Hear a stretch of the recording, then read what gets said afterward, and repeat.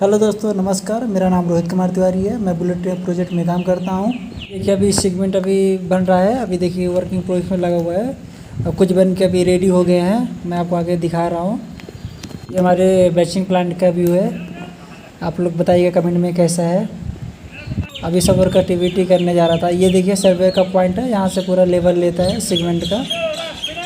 Setting लगा हुआ है, ये कास्टिंग के लिए रेडी हो रहा है। एंड ये देखिए ये रेडी हो गया। अभी डिसेटिंग चल रहा है इसका।